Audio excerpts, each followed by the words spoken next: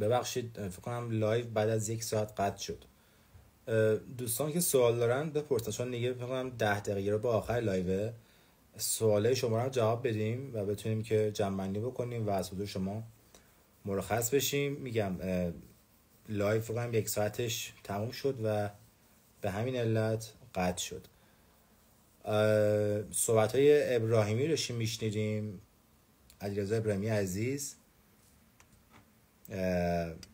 که میگم لایو ما بعد از 1 ساعت قطع شد. فکر میکنم تمام منصفانه از همه انتقاد کردیم، از آقای درویش، از آقایون کادر فنی، از آقایون بازیکن، و یک اشتباهی اگر یک ضعفی اگر تیم هست بکنم همه با هم مقصرن و در مورد همین موضوع سعی کردیم که خیلی واضح با هم صحبت بکنیم. مون 2 تا مطلب 3 تا مطلب که آیا نه بچه ها اگه اومدن من دعوت بکنم دوباره. علیرضا اومدی؟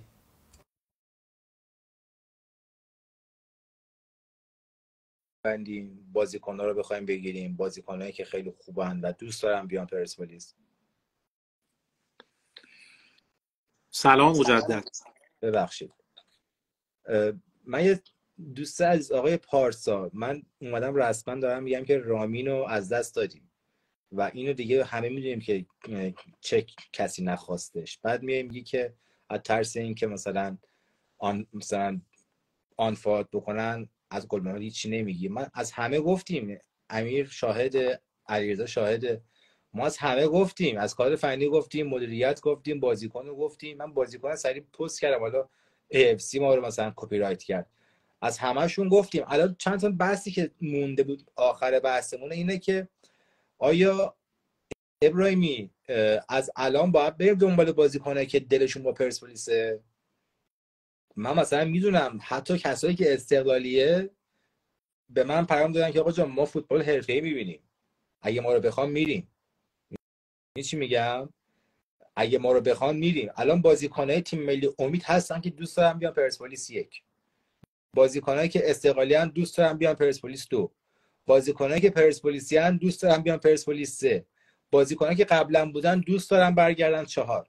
یعنی میخوام بگم که ما تو بحث بازیکن، من یه روزی گفتم که هیچ وقت پرسپولیس محتاج نیست، چون همیشه پرسپولیسی ها تو فوتبال بیشترن دیگه. خودت هم تو تیم‌ها می‌بینی اکثرا پرسپولیسی ان. نکته بعدی این بود که آقا جان کریم باقری نبود و چرا انقدر تاثیرش احساس میشه؟ چرا همچین کسی رو نداریم؟ چرا نتونست سجل حسینی جایگاه ایشون رو پر بکنه؟ اصلا ما به ایشون جایگاه میدیم؟ اصلا ما به ایشون راه میدیم یک فضایی رو مهیا میکنیم که مثلا ایشون بخواد خیلی حرفه‌ای تر کار بکنه؟ در مورد کریم باقری، در مورد بازیکن‌ها، حالا این چند تا نکته بود که می‌خواستم صحبت بکنیم توی جمع‌بندی صحبتامون. و علی کریمی بگم اگه هست دوباره من دعوت کنم که بیاد توی لایو. آقای تو این چند دقیقه، 1-2 دقیقه که لایو قطع شد، من یه دقیقه رفتم تلگرام یه چیزو چک کنم. استوری محمد میر مجری شباب فوتبالی و دوست خوبمو دیدم که نوشته بود که با مدیرای پرسپولیس با برانکو برای فصل بعد تموم کردن و اگه حالا زودتر از موعد مقرر از عمان حالا نمیدونم حالا قطع همکاری کنه میاد پرسپولیس. من این قضیه رو دروغ بهت نمیاد، من قبلا شنیده بودم، روک بگم. ببین چتاش همین الان هست، من میتونم بیارم چتاشو اصلا ببینید. من 2-3 روز پیش از یکی از آدمای موثق این قضیه رو پیگیری کردم، گفتش که همچین اتفاق نیفتاده و اصلا یه چیزی ساخت و پرداخته ذهن آدماست و بعید میدونم که همچین اتفاقی بیفته، چون اولا که قرارداد عمان برانکو با عمان به تازگی تمدید شده و عمان بعد از باخت به قرقیزستان یه خورده این شایعات به وجود اومد که شاید برانکو رو بردارن، در حالی که اصلا قطعی هم نیست، به خاطر اینکه قراردادش رو تازه تمدید کردن و راضی ان از همکاری با برانکو. ولی من خبر دارم، ببخشید من خبر دارم برانکو اصلا خودش راضی نیست.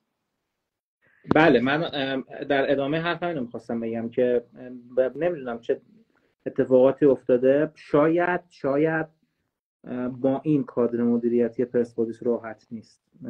بذارید اینو بگیم، من بعید میدونم با این کادر مدیریتی به خاطر برانکو برگرده و این شایعات رو هوادارهای پرسپولیس باور نکنن و بذارن این تیم به روند خودش ادامه بده. فکر میکنم آقای میر همچین صحبتی رو میکنه، یعنی من اگر بکنم میشه حاشیه. من میخوام یه سوال بپرسم. وقتی یک مجری تلویزیونی که شب قبلش کارس کیروش رو درست پیش بینی میکنه، الان من بیام در مورد این موضوع صحبت بکنم میشم حاشیه؟ نمیدونم چی بگم. بچهای پرسپولیس دوستای ما هستن، تاکید میکنم دوستای ما هستن، ولی من انتقادامو کردم جوری که حتی انقدر انتقاد کردم که گفتم حتی مثلا تبریکم به من نمیگن تولدمو، این تا این حد دارم راحت صحبت میکنم. یعنی میخوام بگم که من به خاطر دوستیم هیچ وقت سکوت نکردم. من فنی خودم رو همیشه گفتم، بحثی که بوده همیشه انتقاد کردم چون کارم اینه دیگه و اونا هم میدونن من کارم اینه. ولی الان که آقای برانکو صحبتش شده، من فکر میکنم که حقیقت داره، نه که شخص مدیر. من فکر میکنم که از بالاتر صحبت شده با آقای برانکو و صحبت‌های که اخیراً با آقای برانکو شدم، فکر می‌کنم خوشم مایله که بیاد.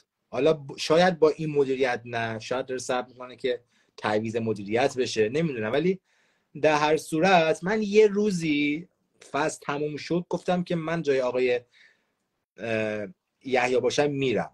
خیلی جور دیگه برداشت کردن صحبت‌های منو، ولی من فکر می‌کنم که اون تایم باید آقای یحیی میرفت، چون معلوم بود که یه سری اتفاقا میفته، اذیت میشه و اصلا شاید به بنبست بخوره توی تاکتیک. این چی میگم؟ احساس میکنم که یه جاهایی همه این که بگیم فقط یکی مقصره، بقیه من میدونی علیرضا درست نیست. ببین ما از اول لایو اینو داریم میگیم مجموعه پرسپولیس مقصره. ببین هوادار پرسپولیس انقدر باهوشه، اصلا هوادارا تو فوتبال ایران خیلی آدمای باهوشی ان، مخصوصا پرسپولیسیا که خیلی زوم رو تیم خودشون همه چیزو خیلی با جزئیات نگاه میکنن. ببین سرشون میشه، ببین خیلی حالیشونه. بله ببین قبلا نمیتونستی، قبلا منظورم یعنی مثلا 10 سال پیش نمیتونستی این نظریه رو داشته باشی که هوادار آگاهن، ولی الان در حال حاضر هوادار به اندازه افراد داخل تو تیم هوشیاره، آگاهه، از جزئیات خبر داره، متوجه میشه فوتبال رو. ببین ما از اول نایبان داریم میگیم آقا مجموعه پرسپولیس مقصر بوده تو این شرایط. حالا از مدیریت بخوای بگی تا بازیکن‌ها و کادر فنی، هم خودمون بودیم دیگه. امید من به تو گفتم آقا خودت میدونی من چه حسی نسبت به اتفاقاتی که کادر فنی رقم زده دارم، ولی وقتی میدونیم اون مقصر بزرگتر درویشه باید بگیم مقصر بزرگتر درویشه و بعد از اون یحیی گل محمدیه. حالا با توجه به اون حواشی که خودش وارد تیم کرد، با توجه به اون تمرکزی که خودش از تیم گرفت و حالا خیلی از هوادارهای پرسپولیس که مخالف یحیی گل محمدی ان میگن تیم به بنبست تاکتیکی رسیده و خب این 6 تا بازی اخیر که بعد از بازی با گلگهر انجام شده این قضیه رو ثابت میکنه که ما یه خورده بنبست تاکتیکی هم داریم. امید مخصوصا این پرسپولیس هم این بازیایی که هم تو این فصل برده نه من از هفته اولم ما واقعا در حد مدعی نبودیم.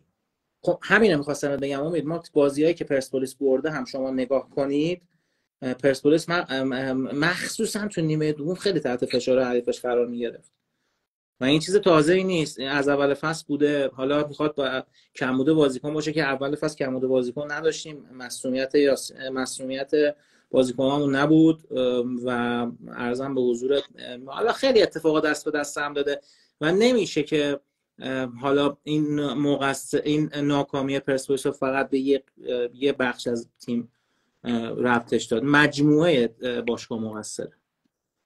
بله حسین فکرستار هم اومد و کلی حرف برای گفتن، کاملا هم توی لایو بود و صحبت‌های ما رو شنید. حسین خوش اومدی. سلام، خوبی؟ صدا میاد؟ آره سلام. من سلام خیلی حرفای تو رو میدونم چی میخوای بگی حسین. بچه‌ها میخوام استارت و هر بزنم. دوتون من نشیدم چون پارک کرده بودم، ولی متاسفانه نتونستم بشنم. دیدم سامان آقا زمانی اومده بود و نمیدونم اینا، ولی توی کلاب هاست یه روم بزرگ بود، 1000 نفری 1200 نفری، که دیگه حالا استقلالی هم اومده بودن، داشتن ذوق میکردن و اینا. دیگه متاسفانه باید قبول کنیم که شرایط خیلی سختیه دیگه. متاسفانه خیلی من فکر میکنم ما این بازی رو امید امروز نباختیم. ما این بازی رو حتی روزی که روز استقلال تاجیکستان هم نباختیم. ما این بازی رو همون اول فصل که بازی 3 ماه فرصت داشتیم که میتونستیم برای آخرین بار شاید تو آسیا یه ارزندامی بکنیم و بازیکن مناسب بگیریم، ما اون موقع دادیم.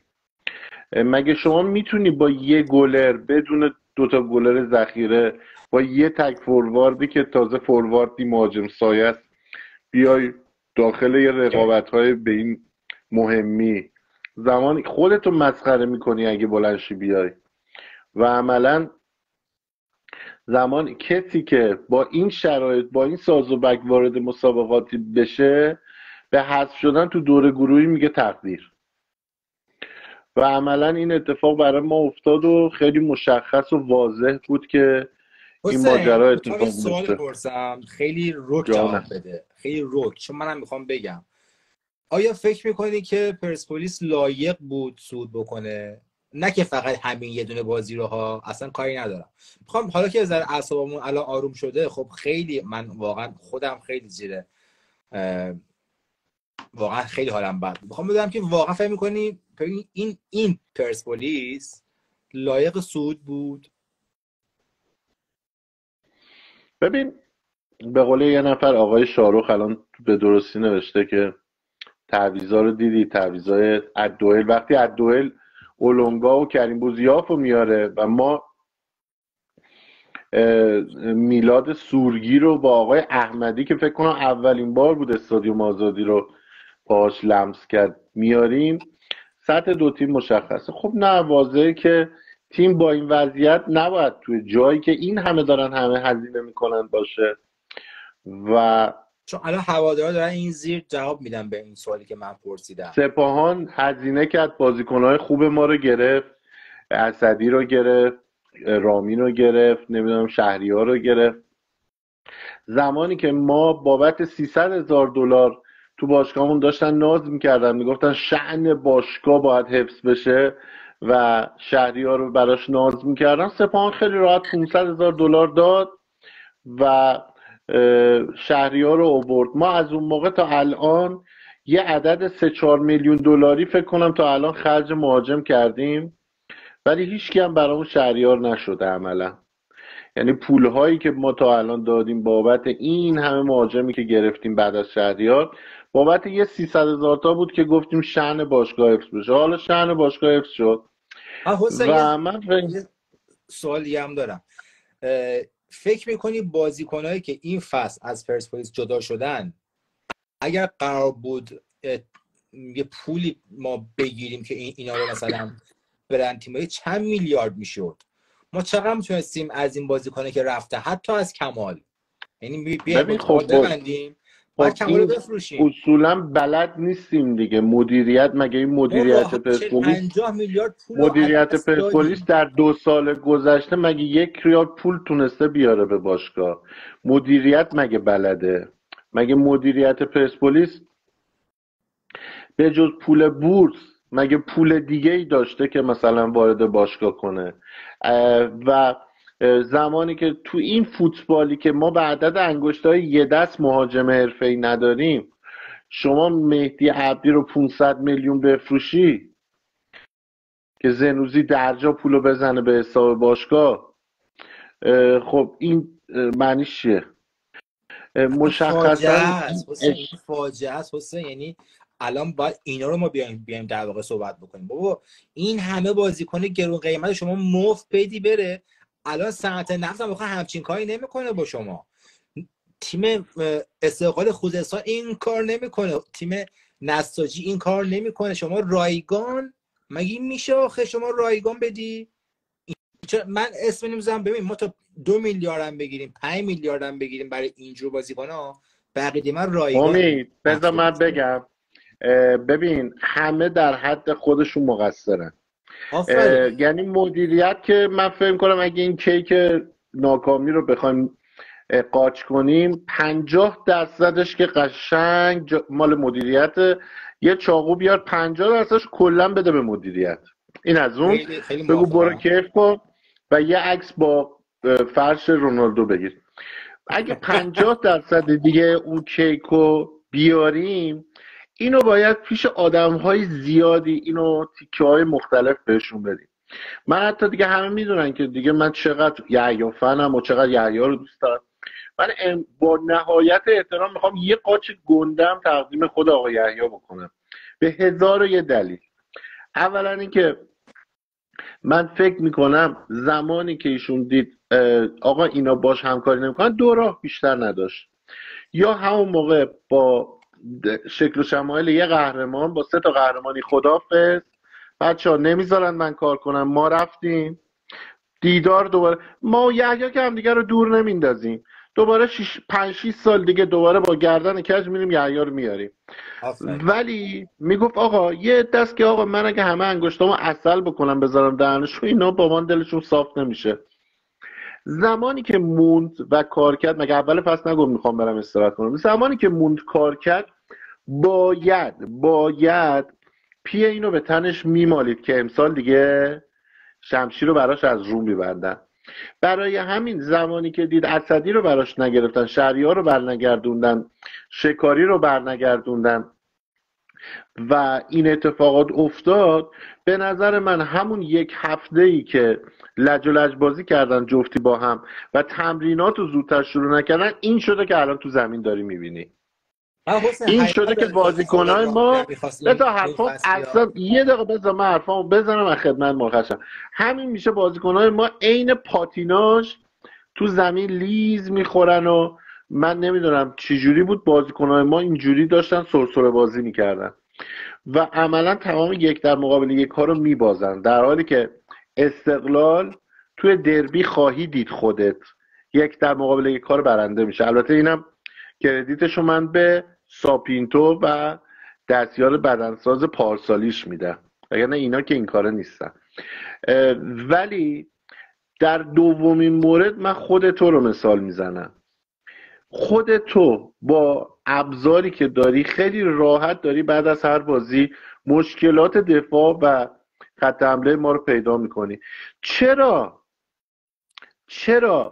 این 2 عزیز بزرگواری که هر سال هم داره قراردادشون 2 برابر میشه، هیچ راهی در 6 هفته اخیر که ما با برد قهر کردیم برای برون رفت از این مشکل ما پیدا نمیکنن؟ سوال منه. 1 2 چرا یک بار تیم‌های حریف و اینا درست آنالیز نمی‌کنن؟ امروز هر بچه‌ای میفهمید که اینا میان برای ضد حمله. به نظر تو تنها رها کردن مونتاری و نیمه دوم اولونگا با کنعانی و گولسیانی عقلانی بود؟ اصلا مشخص نبود که اینا کم میارن توی جدال 1 در مقابل 1. 4 تا توپ آوردن 2 تاش گل شد به راحتی هرچه تمامتر. یعنی متاسفانه آنالیزورهای ما به شدت شکم سیر شدن. من شک دارم اصلا اینا بازی‌های حریف رو آنالیز درست درمونی بکنن. من اصلا نمیدونم کجا رو اینا دارن، یا بلد نیستن یا نمیتونن. از شما سوال میکنم. الان من توی کلاب هاوس بودم، یکی از من پرسید آقا پلن، گفتم پرسپولیس پلن بی نداره، گفت پلن آ چیه؟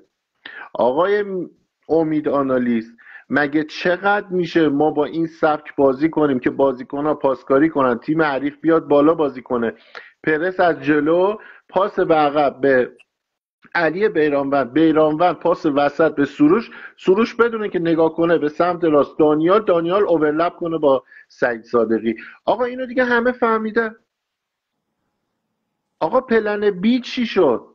قرار ما چه کار کنیم؟ دومین سوال، چرا زمانی که بازیکنهای قد کوتاه ما داخل زمینن تمام سانترا به تیر دوه، از زمانی که گولسیانی و سورگی و اینا قد بلندا بلند زنا وارد زمین میشن تمام کورنرها ایستگاهی‌ها تیر یکه؟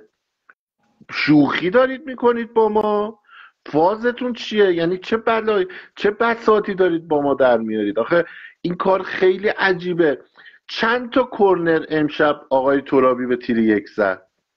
آیا پلنی دارن بابت این قضیه؟ قراره یه نفر بره اونجا قطع کنه؟ کی قراره اونجا توپو قطع کنه؟ آیا ما یک مهدی طارمی الان در زمین داریم یا عیسی آل کثیری داریم که اونجا توپا رو قطع کنه؟ من نمیدونم آدم چقدر باید اشتباه بکنه. متاسفانه گفتم من خیلی ها رو در این زمینه مقصر میدونم. آقای امید خان، شما 90 روز 80 مهاجم خارجی رو آنالیز کردی، یعنی یکی از اینا به درد نمیخورده؟ آقای امید خان، شما زمانی که حاضر شدی با این دفاع چپ و با این دفاع راست وارد مسابقات بشی، قید رفتن به مرحله بعد آسیا رو زدی.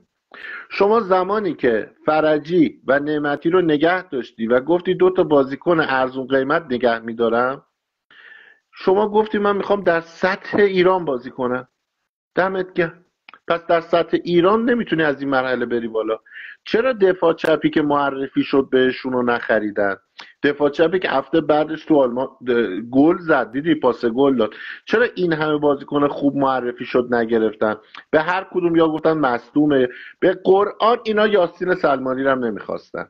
باورت میشه؟ یاسین سلمانی 2 ماه قبل اومد باشگاه تموم کرد.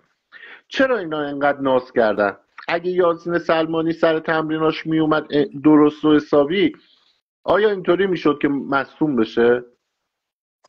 من شما میخواستید اینو بگیرید؟ نه چون الان خیلیا دارن میگن که اگر اون گل میشد اینا. الان اصلا بس این بازی نیست بچهای عزیز. ما الان داریم در مورد این چند هفته‌ای که از هفته اول لیگ تا الان داریم با هم صحبت میکنیم. این حرفای حسین فقط برای همین اصلا شما تصور کن اون توپه گل شده، پنالتیه. ما کامل بررسی میکنیم، خیلی خونسرد داریم کامل. آقا شما تصور کنید اون توپه پنالتی گولسیانی مثل همیشه که میزده گوشه دروازه، این بارم زده گوشه و تصمیم نگرفته زیر تاقی بزنه، توپم گل شده، هیچی، بازی هم 2-1 بردیم. ولی فرقی در اصل قضیه نداره. احسن. ما بازی النصر هم تا دقیقه 8 تو قوطی بودیم اگه اخراج نمی شدن اونا. یعنی عملا شما باید یه فکری برای برون رفت از این شرایط پیدا کنی. شما جلوی ذوبان هم همین مشکلاتو داری که جلوی صنعت نفت هم که همینه، جلوی النصر هم همینه. امروز النصر حتی از استقلال تاجیکستان هم گل خورد. النصر از کی گل نخورده تا حالا؟ رفت و برگشت از ما. ببین ما یه مشکل داریم، مشکل سخت افزاری، مشکل نیرو انسانی، بازیکن نداریم. اینو من کاملا قبول دارم که یک، برخلاف اینکه همه میگن ما به شدت در دفاع بازیکن نیاز داریم. یعنی مشکل ما به نظر من، نمیدونم چرا تا حرف از دانیال میزنیم فوری میگن بابا این طرفدارای نمیدونم استوک صورتی نمیدونم فلان اینا. حالا این که رامین الان شده بهترین بازیکن آسیا یا دیروز گل زده دلیل نمیشه که اشتباهش رو گل دوم ما فراموش کنیم. همه چی در جای خودش. ولی موضوع اینه که اصلا رامین به کنار، آقا دانیال الان چقدر داره برای ما بازی میکنه؟ خدا وکیلی شما کلاتون رو قاضی کنید.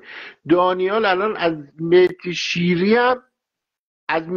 هم بابک حاتمی تره. واقعا دانیال برای ما بازی نمیکنه. اینو کسی داره میگه که خودش عاشق دانیال، اخلاق 20، رفتار 20، منش، شخصیت.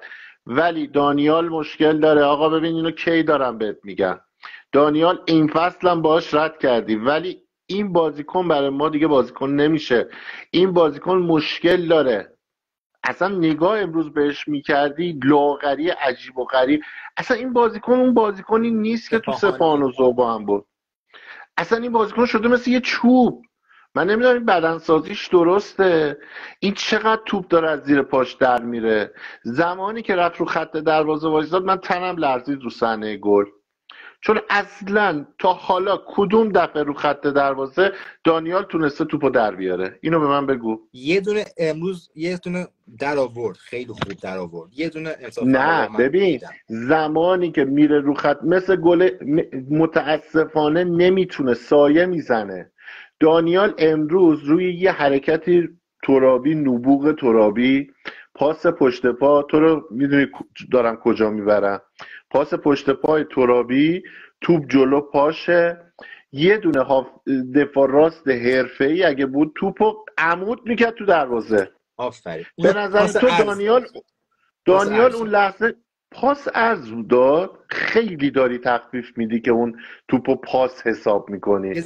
با توپ حرکت کرد، یه پاش پیچید دور اون پاش و توپو نمیدونم چه کار کرد داد به اونا. 1000 بار دوربین این ور توپا رو گرفت. حالا ما اصلا نمیخوایم بحث و تقلیل بدیم به یه بازیکن و دو بازیکن که آقا مثلا کی داره چطوری بازی میکنه. ببین ما از اساس مشکل داریم.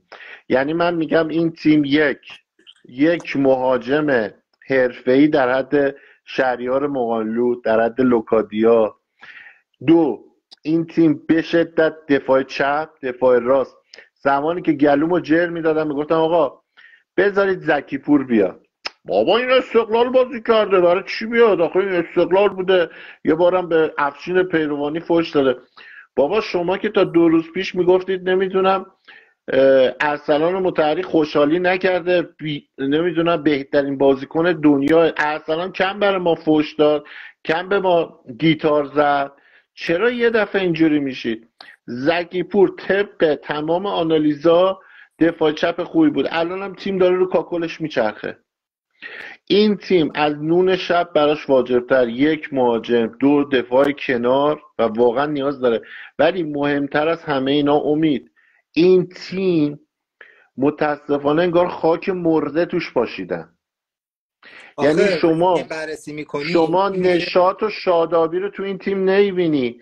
لحظه ای که آقای علی اومده بود گوشه زمین داشت با معزلی حرف میزد، ببین تیم 13 دقیقه وقت داره، شما اصلا اون نشاط رو نمیبینی، اون پویایی رو نمیبینی. اصلا انگار که همه چیز تحت شعاع درگیری این دوتا قرار گرفته.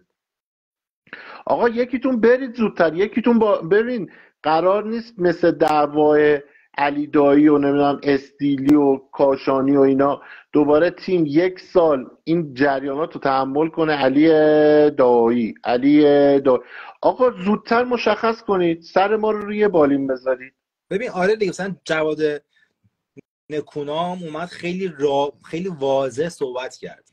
بعد من حتی میبینم که سال هاست که همچین شخصی نمیاد بگه آقا جان سرمربی نخواست. امروز آقای درویش رسما اومده میگه آقا جان سرمربی به من معرفی نکرده فوروارد، سرمربی خودش رد کرده عیسی رو، با تاکید میگه نخواستش. من یه جنگ خیلی اساسی شده دیگه. شما و این جنگ مصاحبه درویش رو دیدید؟ جان بله گذاشتم تو پیج. اصلا یه خیلی صحبت عجیب و غریبی مطرح میکنه. من داشت قبل از اینکه شما تشریف بیارید تو لایو داشتیم با امید در مورد صحبت‌های درویش صحبت می‌کردیم. من ندیدم خیلی وقت همچین شخصی اینقدر واضح اصلا من متوجه نشدم که تو برمیگردی میگی که خب برید از سرمربی بپرسید باختیم. آقا دارن از تو میپرسن که آقا چرا مهاجم نخریدی، چرا بازیکن نخریدی؟ برگشت گفت پول نداشتیم. خب اوکی، چرا میگی نبیل باقویی رو خب باشه با نظر یحیی نخریدی؟ بعد میاد جواب میده که من لوکادیان با نظر یحیی نخریدم. خب مگه افتخاره تو بدون نظر سرمربی میری بازیکن میخری؟ من واقعا حرفای درویش رو نمیفهمم. این همش تنسا، این همش جنگه. یعنی باقی من اصلا علیرضا کتاب 44 مقالطه پرکاربرد رو بخون، همه اینا توش هست. یعنی اینکه آقا این یه مقالطه است، یه فرافکنیه. من میام بهت میگم که علیرضا برای چی پول منو نمیدی؟ میگه اون دفعه هم پولتو ندادم. چرا ربطی داره؟ مگه تو این دفعه یه کاری اون دفعه یه کاری کردی؟ نافیه اینه که اون دفعه هم خود اشتباه کردی، چه ربطی داره؟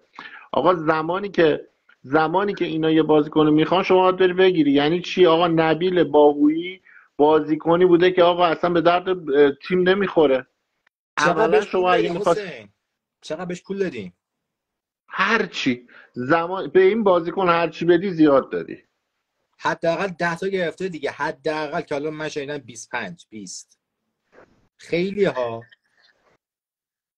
والا میگم الان هر چقدر آزادی به این مثلا بازیکن روی بدی 20 تا زیاد داری. میچرخه. شما اگه قرار بود این همچین چیزی رو بیاری که فقط نیمکت پر کنه، رفتی از حاجی ارزونی یه بازیکن نیمکت پر کن گرفتی.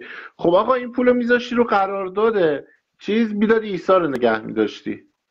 بله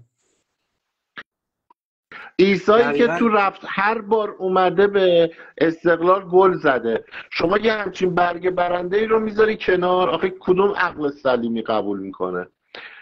خانم مجتهد زاده تو لایف هستن، حالا اگه دوست داشتن نمیدونم درخواست بدم اون جان بیارشون بالا. ایشون هم قطعا من زهرا حرفای خانم دعوت میکنم، شنیدنی دارن. فقط چون ولی اینجا نمیبینمش. ولی این تیم با این وضعیت مدیریت به هیچ جا نمیرسه. البته من میدونم مدیریت تکون نمیخوره. من الان 80% 90% کامنت ها رو میبینم همه مخالف ایشونن، ولی ایشون انقدر آدم سرخوشیه. الان من یه فیلمی اومده بیرون، هوادارا دارن داد میزنن میگن آقا این چه وضعیه نمیدونم فلان. بعد استاد داره سلفی میگیره، دارن میگن حیا کن رها کن، خوشحال رفته داره سلفی میگیره. من فکر کنم همه ما حسین آقا رو برگشت گفتش که مگه من با تشویق هوادارا خوشحال شدم که الان با شعارشون ناراحت شدم. و دیگه شما تعیین آدمو ببینید دیگه.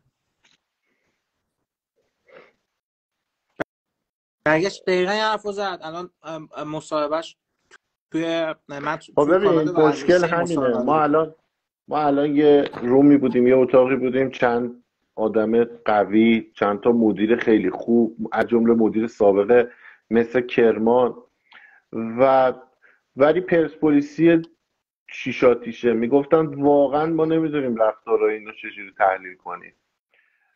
متاسفانه همینه. زمانی که شما هوادار برات مهم نباشه همین میشه دیگه. فعلا به نظرم تا مدت ها بابت این 50-60 هزار هواداری که امروز از آزادی با گریه و عصبانیت و دعوا رفتن خونه، باید سر یه عده‌شون پایین باشه. ولی میبینی که انقدر رو دارن و انقدر مغرورن، معلوم نیست بابت چی انقدر اینا. و متاسفانه این هست دیگه. یعنی شرایطی که به قول آقای چیز میگه نمیشه که 35 نفر برن.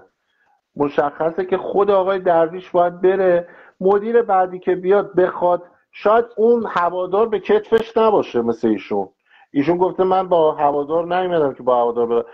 یعنی خوشحالی ما براش مهم نیست. ممکنه مدیر بعدی به خاطر خوشحالی ما هوادار 2 تا بازیکنم بگیره، وگرنه بچه ما با این وضعیت امسال تو لیگ هم مشکل داریم. من تیم قطعا فکر میکنم که بسیار خیلی خوب بشیم، سوم بشیم با این وضعیت. خیلی آره خوب تیم بخوایم بریم. بسیار. و ببین لیگ نخبگان از فصل آینده، پس اگه سوم بشیم ما سال دیگه هم آسیا رو از دست میدیم. ببین یعنی در لیگ نخبگان هم ما نمیتونیم سال دیگه شرکت کنیم مگه بریم یه لیگ درجه 2 آسیا شرکت کنیم. آقای درویش خیلی سریع باید برن، ولی من مطمئنم نمیرن، چون تجربه ثابت کرده در پرسپولیس هر چقدر مدیر ضعیفتر باشه بهش لایق‌تره. بیشتر فرصت میدن. یعنی مثلا حبیب کاشانی قهرمان شد، فرداش بهش گفتن برو. مدیرایی که خوب کار میکنن و میگن برو. طاهری قهرمان شد گفتن برو، گرشاسبی قهرمان شد گفتن برو. ولی مثلا یه آدمی مثل داریوش مصطفی بدترین کارو کرد، 2 سال نگرش داشتن. عباس انصاریفر رو 2 سال نگرش داشتن. خطیب رو 2 سال نگرش داشتن. ایشون مطمئن باش حالا نگرش میدارن به خاطر اینکه تیمو داره کوپنی اداره میکنه، یه سقف حسین قرارداد گذاشته. یه ایجنتی به الان من پیام داده تو این بالا، نوشته که من بلانکو رو خواستم بیارم پرسپولیس و از من نخواستنش. یعنی بلانکو رو نخواستن که بیاد پرسپولیس. جواب رد دادم به بلانکو که رفت حالا تیم دیگه و چند تا بازیکن دیگه هم الان برام نوشتن که ما خیلی بازیکن خوبیه. امید تو دربی میبینی چه بازیکنیه؟ نه خیلی بازیکن خوبیه. من چند تا الان پیام دارم که آقا جان ما این امید بازیکن میدونی دقیقاً بازیکنی بود که پرسپولیس میخواست. شخصیت لیدریه. یعنی حالا چقدر حقیقت داره نمیدونم که، ولی این ایشون میگه که من بخواستم بیارمش، با تاکید بگم، ولی از پرسپولیس نخواستنش. یعنی حالا نمیدونم دقیقاً کی، ولی گفته که ایشونو هر کاری کردیم که بیاد پرسپولیس نخواستن. خیلی هم خودش پرسپولیسی، این کسی که اینو گفته خودش خیلی پرسپولیسیه. حالا چقدر ببین پروسه جذب بازیکن خارجی رو که اصلا من بهش ورود نمی‌کنم. 2 ساله که این مسابقه عجیب و غریب برگزار میشه و اصلا نمیشه فهمید ماجرا چیه. یعنی منم خیلی صحبت کردم، یه اتفاقات عجیب غریبی در مورد بازیکن‌ها میفته. یعنی مثلا به محضی که بازیکن معرفی میشه قرار میشه درباره‌اش صحبت نشه، 10 دقیقه بعد همه میدونن اسم بازیکنو. 50 تا ایجنت به بازیکن زنگ میزنن میگن به کی مندیت میدی؟ به کی مندیت میدی؟ بعد بازیکنه مثلا میگه به فلانی، سریع خرابش میکنن. متاسفانه این اتفاق افتاده. برای همین ما اصلا نمیتونیم تو پروسه جذب بازیکن یه زمانی که به حالا نباید باشه قطعا درباره‌اش صحبت میکنیم. ولی مشکل اینه که ما در یک پکیج بزرگتر آقای درویش رو داریم نقد میکنیم. خرید نکردن بازیکن یه قسمت از موضوعه، فضایی که در تیم درست کرده. تیم خود اولین باره که پرسپولیس بدون مدیر عامل میره عربستان، تیم بی سر و صاحب میره عربستان، مربی قبل از بازی گم میشه، بعد از بازی گم میشه، اصلا مشخص نیست نشست کجا برگزار میشه، تیم اصلا صاحب نداره، معلوم نیست کی به کی. از ترس اینکه آقای یکی عربستان نرفته، مگه چند روز قبل یه شخصی عربستان نرفت، آقای امیرعلی حسینی چند شب قبل رفته و دیگه همه چی بعد. حالا نمیخوام بحثای و من از اون 4-5 خبرنگاری که رفته بودن همراه تیم به عربستان داشتم باهاشون، فکر کنم پریروز داشتیم با هم صحبت می‌کردیم، یه اتفاقای اونجا برای پرسپولیس مخصوصا بعد بازی افتاده که برای من تعریف کردن اصلا من باورم نمیشد. حالا به رسم امانت پیش ما میمونه، شاید دوست ندارن که حالا چون 4-5 نفر بیشتر خبرنگار نرفته بودن و معلومم از کیا رفتن، شاید براشون بد بشه و من از طرف اونا چیزی رو بیان نمیکنم. ولی یه اتفاقایی برای پرسپولیس تو اون سفر افتاده و اون قرقرای بازیکن‌ها رو من نمیدونم اون قضیه میخواد کی بیاد بیرون. اون قضیه خودش بیاد بیرون، اتفاقایی که تو عربستان برای پرسپولیس افتاده خودش یه پرونده جداست واسه برکنار شدن آقای درویش، که اصلا از قبلش که 48 ساعت پرواز پرسپولیس به تأخیر خورد، از اون موقع بخوای شروع کنی تا بعدش بخوای تموم کنی، اون پکیجی که اصلا درویشو میشه برکنار کرد با اون پرونده.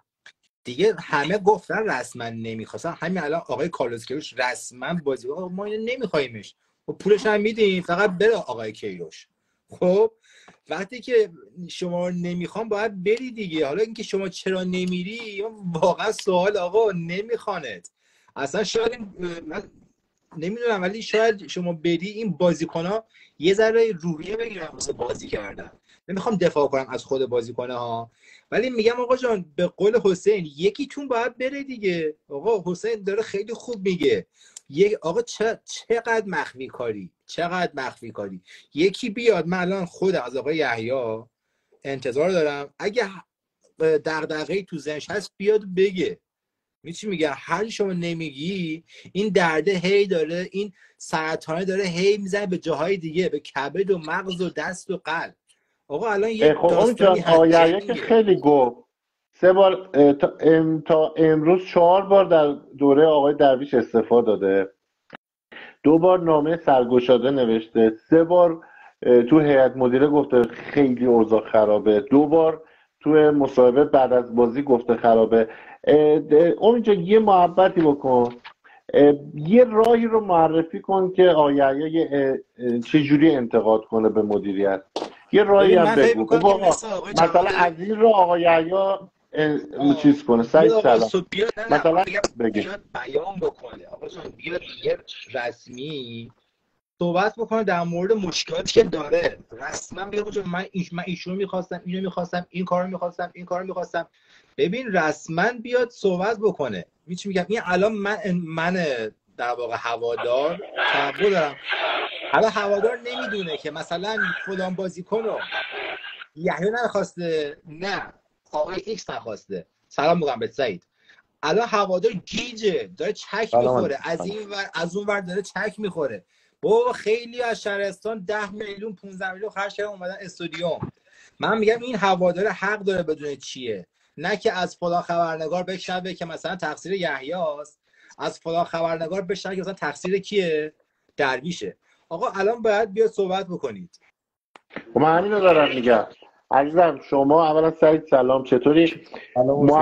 تو جای یحیی برو بگو آقا 4 بار استعفا داده در حضور آقای درویش، 2 بار نامه سرگشاده نوشته، تمام بازیکن‌ها علیه آقای درویش استوری گذاشتن، 2 بار عصبانیت شدید رفته توی هیئت مدیره گفته آقا من با این آدم چیکار کنم.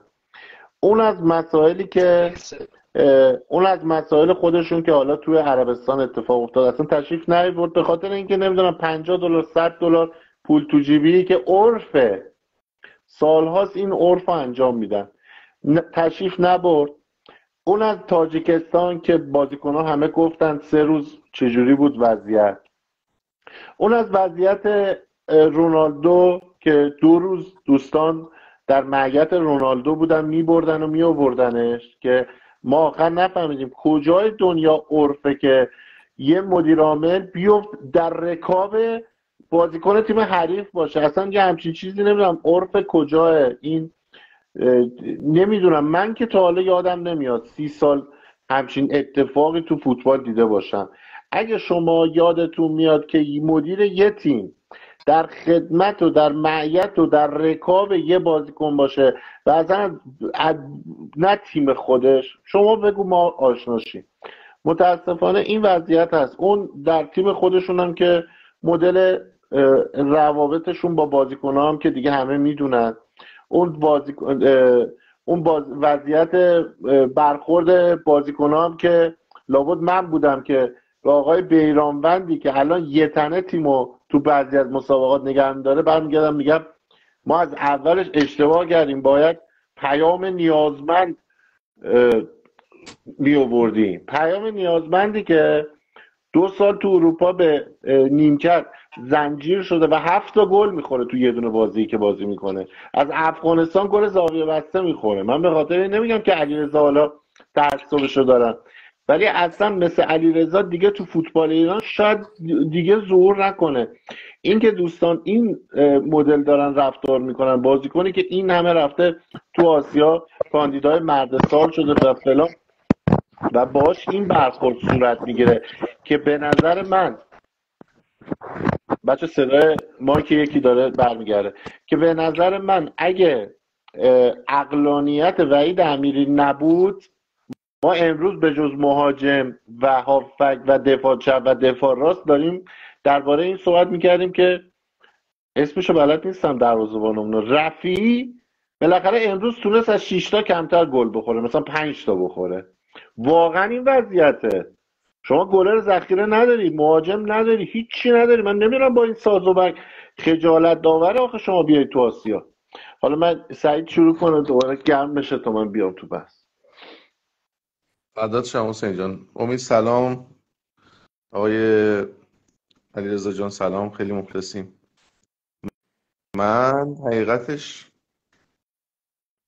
انقدر خستم، انقدر دچار یه فروپاشی شدم واقعا. اصلا فقط اومدم بالا که هم بشنوم هم صحبت کنم. اصلا نه حرف بزن خالی شیم. ما کلا این لایو گذاشتیم که هوادارا بیان زیر کامنت بکنن خالی شن و آره حرف شما رو هم بشنون دوباره آروم بشن. به من دقیقا اصلا من تو مواقع ناراحتی و خشم اصلا خیلی وقت تلاش میکنم هیچی نگم. ولی واقعا ببین من که تو استادیوم بودم، چون واقعا از ساعت 2 تقریبا بخش اعظمی از ورزشگاه پر بود. دیدن این، ببین واقعا اگر بگم تا حالا استادیوم رو به این شکل ندیده بودم واقعا دروغ نگفتم. یعنی حتی تو بازی با اسد و بازی فینال آسیا و بازی دیگه واقعا تا حالا جو استادیوم رو اینجوری اصلا ندیده بودم. ببین به قدرت میتونم بگم ما 10 دقیقه اول بازی، حالا قبل از اینکه گل بخوریم، واقعا چیزی که تو زمین ارائه میشد، یعنی انگار هوادارها داشتن بازی میکردن. به قدر این جو سنگین، انقدر پرشور، انقدر پر انرژی حمایت کردن که اصلا شما اگه 11 نفر آدم هم وزن منم تو زمین بودن 10 دقیقه اول قطعا دوهیل رو تو گونی میکردم. این اتفاقی که مثلا امشب ما با این نتیجه حذف شدیم من رو بیشتر به خاطر هوادار ناراحت میکنه و این لج و لجبازی که از اول فصل اتفاق افتاده، این ارتباط برقرار نکردن بین کادر فنی و مدیریت. و یه نقطه باید باشه دیگه. این نقطه کجاست؟ شما یا باید با هم توافق کنید، با هم به خاطر منافع پرسپولیس کنار بیاید، یا بالاخره یکی از این طرفا باید برن دیگه. من نمیدونم الان هر چی هم بگی، ماشاءالله که ما هم که میدونید کوتاهترین دیواریم تو این فضاها. الان از درویش حرف بزنی اون ور میان بهت فوش میدن، از یحیی حرف بزنی این ور میان بهت فوش میدن. ولی من حرفم اینه واقعا این وسط تنها کسایی که گرفتار شدن هواداران. یعنی واقعا الان شما مثلا به هوادار باید چی کار کنه؟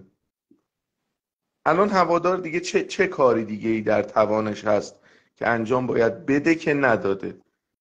توی این وضعیت گرونی، توی این بابا آلودگی هوا فاجعه بوده. یعنی کسی که امروز از خونش اومده بیرون به بدنش آسیب زده دیگه. اینکه چقدر هزینه کرده، چه اتفاقایی افتاده، چقدر سختی، چقدر واقعا نمیدونم الان چی باید الان این واقعا هوادار از ساعت 2 که بوده، یعنی هلوش 7-8 ساعت تو سرما بوده. تو سرما و تو اصلا هوای بد، شرایط بد، امکاناتی که اصلا نداریم تو این هواداری که اومد. من واقعا خودم حالا دقیقه 87 و اینا دیگه بلند شدم، دیگه مغزم نمیکشید اومدم بیرون. ولی من میگم اون هواداری که از شهرستان میاد، من امروز آدمایی رو میدیدم واقعا 1000 کیلومتر با اتوبوس اومده بود، با ویلچر اومده بود. من میگم دیگه هوادار آقا دیگه چیزی برای ارائه نداره بیشتر از این. من میگم آقا کاش به خاطر این هوادارین از اول فصل این لج و لجبازی کنار میذاشتیم. کاش یه اسم درستی میداد. کاش آیه درویش، آقا شما میخواستی، من میگم بزرگترین سوال ذهن من اینه، آقای درویش شما که میخواستی بازیکن به انتخاب خودت بگیری، خود چرا ماشاریپوف یا یووتیچو نگرفتی؟ چرا رفتین با شما که آخرش میخواستی بگی من با نظر خودم گرفتم؟ خب یووتیچو میگرفتی، مگه نمیگفتی کاملا آماده است که بیاد ببنده؟ ماشاریپوفو میگرفتی. خیلی هم سال صبر گذشته کرد، تخفیف داد، خیلی خیلی صبر صبر کرد. کردم. من میگم ببین واقعا اصلا الان توی یه وضعیت آچمزی قرار گرفتیم. واقعا من اصلا نمیدونم بعد الان چیکار کنم. یعنی اصلا نمیدونم باید چی بگم. نمیدونم. یه دیالوگ معروفی داره نوید محمدزاده، میگه من الان دهن کیو سرویس کنم؟ یه جایی میبینی یکی هست سیبل انتقادات میری همونو میزنی، میگی اوکی من اینو میزنم، این راه دور. من الان واقعا نمیدونم باید چی بگم و بزرگترین الان مشغولیت ذهن منم همینه.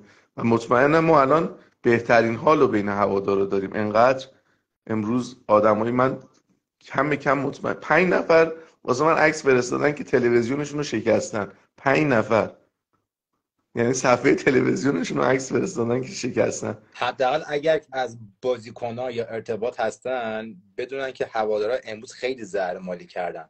حداقل من برید این فقط هوادارا خواستم رو کمک یه مالی چیزی کنید هم بگم. حداقل. واقعا من سر اتفاقات اول فصل به شدت از علیرضا بیرانوند ناراحت بودم، حتی تا امروز هم ناراحت بودم. ولی واقعا امروز میگم دمت گرم. نه به خاطر عملکرد فنی تو بازی که 4 تا گل خریدی، به خاطر اینکه بعد از بازی انقدر جرأت داشتی که بیای جلوی دوربین و عذرخواهی کنی.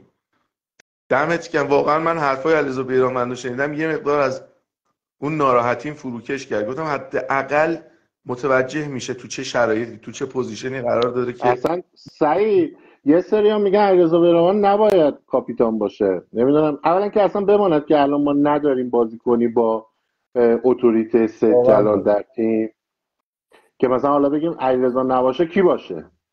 کدوم بازیکنو داریم با سابقه و معروفیت و جام جهانی رفتگی مثلا علیرضا؟ ولی به شدت این بچه داره رو شونش این مسئولیت رو حمل میکنه. اون جایی که با بغض وایستاده داره نگاه میکنه به هوادارا، به اون صحنه بطری پرت کردن، یعنی واقعا این داره نگاه میکنه و زجر میکشه و نمیدونه به قول سعید دست کی باید بناله. هوادارم تقصیر نداره، اون هوادار رو باید دستشو بوسید. تو این هوا من امروز از صبح به هر کی میرفت میگفتم خداییش خیلی حرفه. ببین قرچک امروز بنفش شد، اصلا هر کی امروز، حالا تو فکر کن رفتی اونجا 45,000 تا بوی سیگار هم اضافه میشه بهش، دود سیگار هم بهش اضافه میشه. خدا بخوری شد به قول تو تا سیگار رو نمیدونم از این داستانا و اینا. آقا دمشون گرم هوادارا امروز به نظر من دیگه آخرین فن استادو زدن. مگه ندیدی از دوئلیا داشتن فیلم میگرفتن، رفتن رونالدو نمیدونم کوتینیو اینا رو آوردن، هنوز یه همچین هواداری رو نمیتونن ببینن. به خدا اگه امروز استادیوم سالم بود ما عددی رو تجربه میکردیم، ما از یه ساعت قبلش زدیم آقا نرید دیگه، تو رو خدا نرید، باید برید طرفا بایستید. یا اصلا AFC اگه ببینه تو راه رو آدم هست باشگاه رو جریمه میکنه. بماند که یه جایگاه من هنوزم نمیدونم به چه علت شروع کرد فوش به عربا دادن، که این یه عیبی داره که یک، ما تو ایران یه عالمه عرب داریم، دو، اصلا این تیم چیزی برای برنده شدن نداشت. چه دلیلی داشت بحث قومیتی و ناموسی و حیثیتی با اینا باز کنیم؟ خیلی عجیب بود. ما یه بازی رو باید با اینا خیلی کجدار و مریض رد میکردیم. معزلی و یه سری بازیکناشون انگار آخر بازی هم فحاشی کرد بهمون دیگه، واقعا ناموسی اومده بودن تو زمین، که این یکی از اشتباهاته که ما چرا یه بازی که چندان مهم نبود و برای اینا حیثیتی کردیم. اصلا انگار این میخواستن صعود بکنن یه جوری این شماره 4شون اصلا داشت میکشت، همه توپا رو قطع میکرد، گلر شده بود واکی توی خب همون شما کابین چرا باید این وایساد. جایگاه فوش ناموس بده؟ حالا خلیج فارس شما میتونستی کل استادیوم داد بزنه خلیج فارس ایران، جذابترین شعار دنیا، ولی چرا باید فوش ناموس بدی به عربا در فصلی که ما با اینا اصلا هیچ مشکلی نداشتیم؟ این به نظر من اولا خیلی بودار بود، به نظر میاد از جایی حالا آنتریک شدن اینا این کارو بکنن، عملا یکی از اشتباهات استراتژیک ما بود. ولی با این وجود هوادار امروز سنگ تمام گذاشت و به نظر من بازیکن‌ها باید الان عذرخواهی کنن. به نظر من آقای درویش نباید بگه مگه من با تشویقشون اومدم که حالا با حیا کن رها کنشون برم. بله ما ولی نعمت کسایی هستیم که داخل باشگاه، شما حسین همه آقا یه برای چیزی ما من کار بگم. میکنید، حقوق شما رو ما داریم میدیم. تمام یه این باشگاه داره از سهامی که من خریدم داره میگذره. بله که شما باید به حرف ما گوش بدید. کی همچین حرفی زده؟ جون یه دلم. چیزی من بگم. ما بعد از جون مدت و بعد از چند سال شعار هواداره پرسپولیس رو تو استادیوم آزادی علیه به نظرم کادر فنی و بازیکن‌ها و مدیریت حالا اون موقع که بوده دیدیم، خیلی وقت بود که اصلا هواداره پرسپولیس نه شعاری میدادن نه موضع‌گیری میکردن و اکثریت غالبشون حمایت میکردن و پشتیبانی میکردن. به نظرم با توجه به اینکه میگم هوادار فوتبال تو ایران الان دیگه خیلی آگاه و هوشیاره، ما از همین میتونیم متوجه بشیم که چقدر وضعیت پرسپولیس اسفناکه. حالا اول از همه از مدیریت باشگاه شروع کنیم که چه وضعیت افتضاحی داره و بعدش به بقیه ارکان باشگاه برسیم. اصلا از همین موضع‌گیری هوادارا بعد از چندین سال، چون بالاخره پرسپولیس، هوادار پرسپولیس تو فوتبال ایران به اینجا افتاده بود که در شرایط سخت و در روزهای سخت پشت تیمشه. چه زمانی که آقای برانکو بود خیلی حیا داره هوادار، خیلی حیا داره. ببین از هفته یه اول ما موضوعی هم واقعا در هست حد قهرمانی نبودیم. یه هوادار موضوعی هم پرسپولیس وجود خیلی داره حیاش بالاست، خیلی صبر کرد، خیلی صبوری کرد، میگم یه هر موضوعی هم هست لحظاتی سکوت کرد، همین هرچی ثابت میکنه که بازیکن خواستن نتونست بگیره. این هوادار امروز ترکید. میگم همین ببین وضعیت ثابت میکنه که وضعیت مدیریت پرسپولیس تو چه چیز خطرناکه، چه چیز اسفناکه که یه هوادارا دیگه بریدن. ببینید یه موضوعی که وجود داره، بس فقط بحث مدیریت هم نیست. با آمار کاملا یه چیز دو تا چهار تاست. بعد از 12 سال پرسپولیس تو 6 تا بازی پشت سر هم نتونسته ببره. آخرین باری که همچین اتفاقی برای پرسپولیس افتاده 12 سال پیش بوده. طبیعتاً ببین این اتفاقی که داره واسه پرسپولیس میفته برگشت به زمانیه که نبردن داره تبدیل به عادت میشه. هر زمانی که ما نبردن و تساوی و اینا برای ما تبدیل به عادت شد ضربه خوردیم. الان هوادار حافظه خوبی داره برمیگرده به یه بازه زمانی مثلا دهه 80 تا اوایل 90. همچین اتفاقاتی داره میفته، یعنی تبدیل شدن به یه تیم معمولی، میزان امید به گل پایین، موقعیت ها پایین، بازی ها متوسط.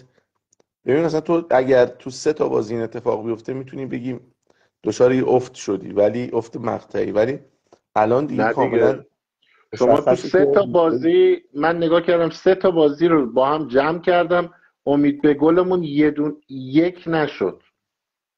آره یک نشد. آره قبول دارم اینو. امید این کار توه ها، یعنی تو باید آنالیزایی که میکنی رو من دوست دارم. باید واقعا نمیدونم، شاید خانبان و چیز به بنبست خوردن، نمیتونن عسکری ماشاءالله انقدرم، نمیدونم باشون رفیقم هستی، انقدرم مغرورن وقتی باشون صحبت میکنی، مثلا یه جوری باهات صحبت میکنن انگار مثلا تو گماشه پدرشونی، یک جوری از بالا، از موضع قدرت فلان، نه ما بهتر میدونیم و متاسفانه اصلا همه کمکی با هم نمیکنن. حس میکنم همه چی، ببین تو پرسپولیس الان همه چی به بنبست رسیده. میدونی یعنی تو یه روزنه امیدی بعضی موقع واسط میمونه. مثلا تو زمان درخشان دوهیل مثلا اون موقع لخویا بود، لخویا میاد تو استادیوم آزادی زمینگیرش میکنی 3 تا بهش میزنی. ببین همیشه پرسپولیس یه راه فراری داشت، ته تهش این بود یه بازی پر هوادار میومد، حتی قوی ترین تیم‌های آسیا هم میبرد. ولی الان انگار همه چی به بنبست خورده، مدیریت به بنبست خورده، کادر فنی به بنبست خوردن، بازیکن‌ها به بنبست خوردن، اصلا هوادارا هم دیگه به بنبست خوردن. یعنی همه با هم رسیدیم به یه بنبستی که نمیدونید الان واقعا. اگر میدونید گام بعدی چیه شما بگید به من واقعا نمیدونم باید چیکار کنم. من واقعا نمیدونم الان واقعا نمیدونم فردا بسم الله باید چیکار کنم. یعنی الان کاملا پاکه، هیچی نیست، سفید سفید، الان سعید فکر هیچی میکنی که با این شرایط روزهای بد استارت خورد؟ چون الان چیزی که من میبینم یه بعد یه استارتش خیلی وقتی فروپاشی خورده خورده، شده. دربی نزدیک، فروپاشی روحی، فروپاشی دیگه. علنا درویش میاد میگه که تقصیر یحیاست، اون بازیکن نگرفته. این استارت روزهای بدیه ها، این داره به ما یه در آلارم نهایت میده. ببین در نهایت درویش در مقابل یحیی و کادر فنی قطعا آدم برنده این دوئل نیست. قطعا آدم برنده این دوئل نیست. ولی من میترسم که به همین صورت پیش بره. من خودم شخصیتا یه جوری هم میگم آقا میخوای منو یه جایی بندازی پایین بنداز، تو هوا نگه هم ندار. این بلا تکلیفیه بده. نه چی میگم من یه احساسایی الان تو به عنوان هوادار از آقای گل محمدی چه انتظاری داری؟ حرف هوادار رو بزن. از آقای یحیی میخوام ببین روک بگی دیگه، یه بار روک بگی. ببین قطعا من